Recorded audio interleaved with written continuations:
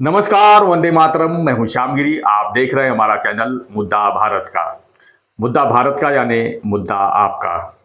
मुद्दा है लोकसभा चुनाव का। जी हाँ, लोकसभा चुनाव की अब तारीखें एकदम करीब आ चुकी हैं। कभी भी आचार संहिता लग सकता है और जो है हर क्षेत्र में हर लोकसभा सीट की जो है चर्चाएं शुरू हो गई है। तो हम आज बात करेंगे ठाणे लोकसभा सीट से। जी हाँ, ठाणे लोकसभा सीट को बात करूं तो उसमें इस समय बीजेपी और शिवसेना टिकट के लिए जो है आमने सामने है। यानी कि ये सीट जो है बीजेपी को जाएगी या शिवसेना को जाएगी और इसके टिकट के दावेदार कौन होगा, इन्हीं सब सवालों के साथ आज हमारे साथ में है नवभारत के वरिष्ठ पत्रकार सूर्य प्रकाश मिश्रा जी। हम जानेंगे कि ठाणे लोकसभा का सीट जो है भाजपा के पास जाएगी या शिवसेना के पास जाएगी। अगर शिवसेना के पास जाएगी तो कौन कौन उम्मीदवार लाइन में है और भाजपा के पास गई तो कौन कौन उम्मीदवार लाइन में है। इसी पर हम थोड़ा सा इनसे सवाल पूछ लेते हैं। सर, स्वागत है आपका हमारे चैनल में। क्या कहेंगे, लोकसभा काफी जो है ठाणे का लोकप्रिय भी बनते जा रहा है, चर्चित भी बनते जा रहा है और दिखाया जाए तो लड़ाई भी बहुत टफ होने की संभावना नजर आ रही है। तो सबसे पहले आप ये बताइए कि ये सीट जो है किसकी थी और किसके पास है और किसके पास जा सकती है, क्योंकि पहले भाजपा की थी, बाद में शिवसेना ने इसको लिया। अब जो है ये देखने में आ रहा है कि ये सीट जो है जाएगी किसके पास। जैसा कि आपने कहा कि ये सीट किसकी थी, किसके पास जाएगी, ये बात तो सही है कि ठाणे लोकसभा सीट जो है ये बहुत ही पहले से काफ़ी चर्चित लोकसभा सीट रही है। एक्चुअली देखा जाए ठाणे लोकसभा सीट का इतिहास तो बहुत पुराना है ही है। ये इसमें जो है रामभाऊ महालगी जी का नाम सुना होगा आपने, बीजेपी के एक वरिष्ठ नेता थे कि जब बीजेपी की 2 सीटें हुआ करती थी, जब बीजेपी के नाम मात्र सांसद चुन के जाते थे, तब से ये ठाणे लोकसभा सीट जो है एक बीजेपी की सीट रही है। रामभाऊ महालगी जैसे सांसद रहे हैं। रामभाऊ महालगी से लेकर राम कापसे तक 1992 मतलब 96 तक ये सीट बीजेपी के पास रही है, जानते ही हैं। और बीजेपी शिवसेना का गठबंधन भी माननीय शिवसेना जिला प्रमुख रहे आनंद दिघे की एक तरीके से मांग पर, उनकी जिद पर ये सीट बीजेपी से शिवसेना को दी गई 1996 में। और पहला चुनाव शिवसेना की तरफ से युति, भाजपा और शिवसेना युति में माननीय स्वर्गीय प्रकाश परांजपे जी ने भी लड़ा। स्वर्गीय प्रकाश परांजपे जी जो ठाणे महापालिका के बड़े नगर सेवक थे, काफी नाना फडणवीस के नाम पे उनको जाना जाता था, बड़े बुद्धिमान नेता थे। कमांड थी उनकी हिंदी, अंग्रेजी और मराठी पर। उसके बाद लगातार, जैसा कि आपको पता है, 2009 तक एक तरह से देखा जाए तो 2009 तक 7 तक वो सांसद रहे। उसके बाद उनके पुत्र आनंद परांजपे जी सांसद रहे। तो ये शिवसेना का तो 1996 से लेकर 2019 तक देख रहे हैं। जैसे राजन विचारे भी इस समय वर्तमान सांसद हैं, जो पिछली बार जो 2019 का इलेक्शन 14 में भी रहे, 14 में भी रहे, 19। अब जो स्थिति बनी है ठाणे लोकसभा सीट की, 2009 में ठाणे लोकसभा सीट का विभाजन भी हुआ, जिस तरह और सीटों का विभाजन हुआ। कल्याण 2 सीट से 4 सीट हो गई, 4 सीट हो गई। लेकिन ठाणे की लोकसभा की जो 1 सीट थी उसकी 2 सीट हो गई सर, क्योंकि एक नया कल्याण सीट बन गई थी। तो सबसे बड़ी बात है, ठाणे जो है जैसे शिवसेना का एक गढ़ माना जाता है ठाणे। इस समय माननीय मुख्यमंत्री एकनाथ शिंदे जी का भी गढ़ माना जाता है ठाणे उनका जिला रहा है, उनका होम टाउन कहा जाता है। तो इस सीट को लेकर स्वाभाविक है कि दोनों पार्टियों में एक तरीके से रस्साकसी चल रही है, खींचतान चल रही है, क्योंकि बदली है परिस्थितियां। जैसे अब शिवसेना में 2 फाड़ हो चुका है। तो जो राजन विचारे जी हैं वो इनके साथ नहीं है, एकनाथ शिंदे जी के साथ वो चले गए हैं, मतलब उद्धव बाला साहब ठाकरे के साथ हैं, उनकी पार्टी में वो भाटा में है। तो जो ये सीट का जो समीकरण है ना, ये बहुत एक तरह से अलग समीकरण इस बार होगा, ऐसी लोग संभावना जता रहे हैं। तो जैसे आपने कहा बीजेपी चाहती है कि हमारी ये पुरानी सीट रही है और इसे हमें वापस मिल जाए, इसीलिए वो भरपूर प्रयास कर रही है। एक तरफ देखिए कि कल्याण लोकसभा सीट पर भी वो दावा गाहे बगाहे करते रहे और वो करते रहे, तो वो सीट तो उनको मिलनी नहीं है, क्योंकि उस सीट पे माननीय मुख्यमंत्री एकनाथ शिंदे जी के पुत्र डॉक्टर श्रीकांत शिंदे जी हैं, 2 बार के सांसद हैं, अच्छा काम भी कर रहे हैं। अभी उनको उत्कृष्ट सांसद का भी पुरस्कार बिल्कुल जो है मिला है। तो रही बात ठाणे सीट की, तो ठाणे सीट पर तो बीजेपी की नजर है, लेकिन उसी के साथ साथ शिंदे साहब भी चाहते हैं कि हमारा ये गढ़ जो है अपना बना रहे और हमारे निशान पर, शिवसेना के निशान पर तो इसलिए उन्होंने कुछ उम्मीदवारों को आगे किया। आप देख रहे हैं अभी चर्चा चल रही है, माननीय विधायक प्रताप सरनाईक के पुत्र पूर्वेश सरनाईक जी हैं, जो युवा सेना के कार्यकारी अध्यक्ष भी हैं प्रदेश के। तो वो बहुत तेजी से इस क्षेत्र में सक्रिय भी हुए हैं और उनका पूरे महाराष्ट्र का हालांकि उन्होंने दौरा किया है पिछले दिनों, और काफ़ी युवा सेना में, और उनके काफ़ी नज़दीकी भी माने जाते हैं श्रीकांत शिंदे जी के। डॉक्टर श्रीकांत शिंदे काफ़ी उनसे अटैच्ड हैं। तो जिस तरीके का एक कार्यक्रम चल रहा है, वहीं दूसरी तरफ पूर्व विधायक जो हैं, अब पूर्व नगर सेवक रहे, पूर्व विधायक रहे रविंद्र फाटक जी, उनका भी नाम लिया जा रहा है। शिवसेना के प्रवक्ता हैं, क्या नाम है, नरेश मस्के जी, उनका भी नाम आगे किया जा रहा है। लेकिन शिवसेना चाहती है कि ये सीट मिले। वहीं दूसरी तरफ बीजेपी के जो पूर्व सांसद हैं, इस समय बीजेपी में हैं, संजू नाइक जी, वो बहुत तेजी से उन्होंने तो अपना प्रचार भी शुरू कर दिया है। और संघ से जुड़े पूर्व राज्यसभा सांसद विनय सहस्त्रबुद्धे जी हैं, वो बीजेपी के मतलब खांटी एक संगठन के लीडर माने जाते हैं, संगठनकर्ता माने जाते हैं। तो वो भी भरपूर प्रयास कर रहे हैं। तो जिस तरह से प्रयास चल रहा है, उससे ऐसे लग रहा है कि यहाँ बीजेपी बनाम शिवसेना की लड़ाई नजर आ रही है इस सीट पे। यहाँ राजन विचारे साइड हो गए। हालांकि राजन विचारे 2 बार के लोकसभा सांसद हैं, वो इस बार भी अच्छी लड़ाई लड़ेंगी। महाविकास आघाड़ी और महायुति के बीच तो लड़ाई तय है। वैसे शक्ति में देखा जाए तो 3 विधानसभा सीटें जो हैं वो बीजेपी के पास हैं। उसके बाद 2 विधानसभा सीटें शिवसेना के पास हैं। मतलब यहाँ 6 विधानसभा में 5 विधानसभा जो है महायुति के पास है। तो निस्संदेह उनकी ताकत है वहां प्रताप सरनाईक जी की ताकत है, एकनाथ शिंदे जी की ताकत है, प्लस बीजेपी की ताकत है।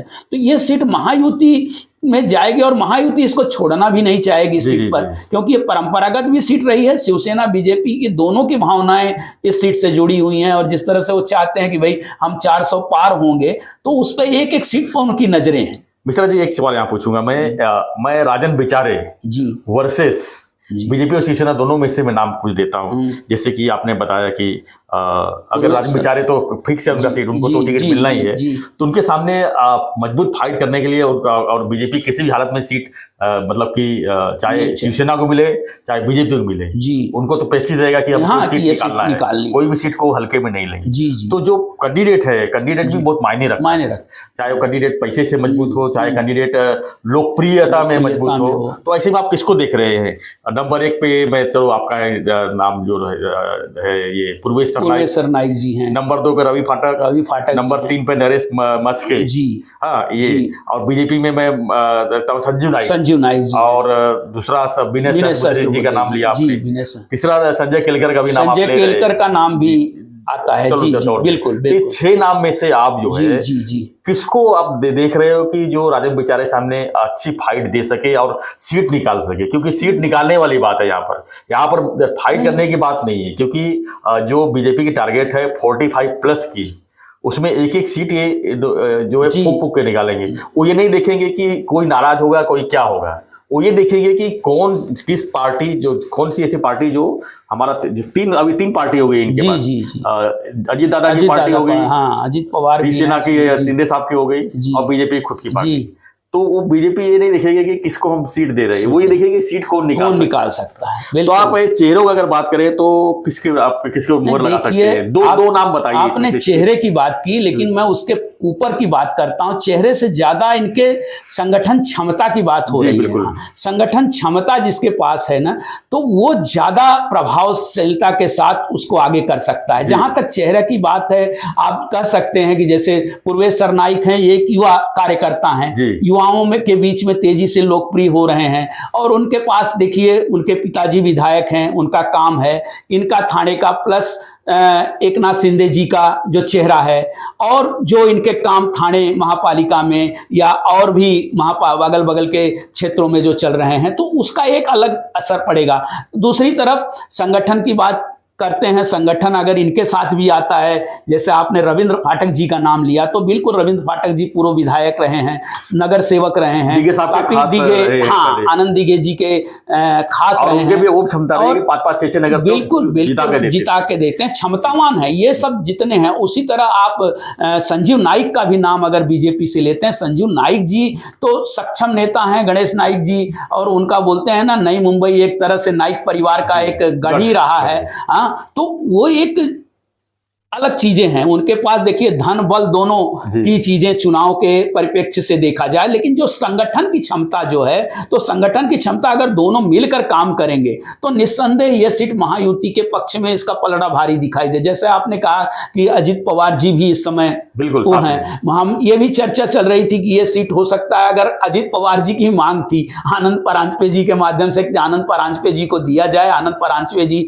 पुराना चेहरा रहे हैं, लेकिन ये बहुत मुश्किल दिखाई देता है, क्योंकि ये सीट जो है महायुति हमने जो 6 नाम लिए उसमें हाँ वहां नहीं आ रहा है, या जो है चर्चा में था। लेकिन जहां तक मैं कह रहा हूं, जैसे इनका नाम लिया गया संजीव नाइक जी का, तो संजीव नाइक भी काफी, क्योंकि 5 साल यहाँ के वो सांसद रहे हैं, एनसीपी पार्टी से रहे हैं, लेकिन थाने के सांसद रहे हैं। उनका काम है, संपर्क रहा है। मतलब देखिए आप बेलापुर से लेकर उत्तम तक के लोकसभा सीट है, 6 विधानसभाओं में है, तो उसको लेकर कार्यकर्ताओं से किसका अच्छा ज्यादा संपर्क है, कौन ज्यादा से ज्यादा लोगों तक पहुंच सकता है, इसके साथ साथ संगठन क्षमता जो है इस समय बीजेपी के पास भी है और शिवसेना के पास भी, और ये दोनों अगर ताकत मिलती है तो ये सीट निकालना इनके लिए अपेक्षाकृत आसान होगा। हालांकि 2 बार के सांसद राजन बिचारे जी हैं, राजन बिचारे को कमजोर उम्मीदवार नहीं समझा जाना चाहिए। मैं यहाँ पर आपको टोकूंगा कि राजन बिचारे जी 2 बार चुन के आए। 2014 में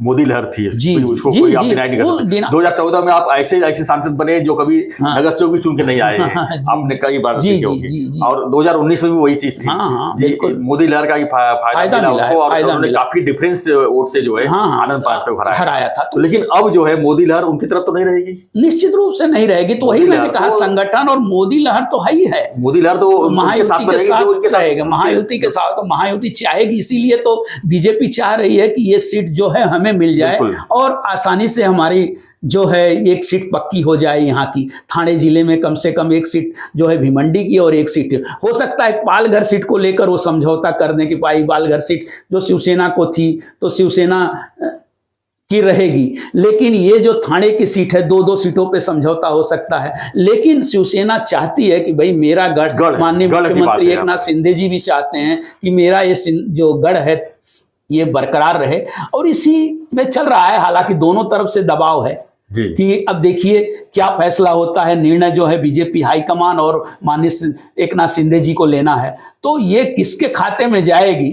तो मैं समझता हूं अगर ये महायुति के खाते में, जिसके खाते में जाएगी, तो उसके लिए एक आसान लोकसभा में जाने का एक आसान रास्ता थाने लोकसभा सीट के माध्यम से खुल सकता है।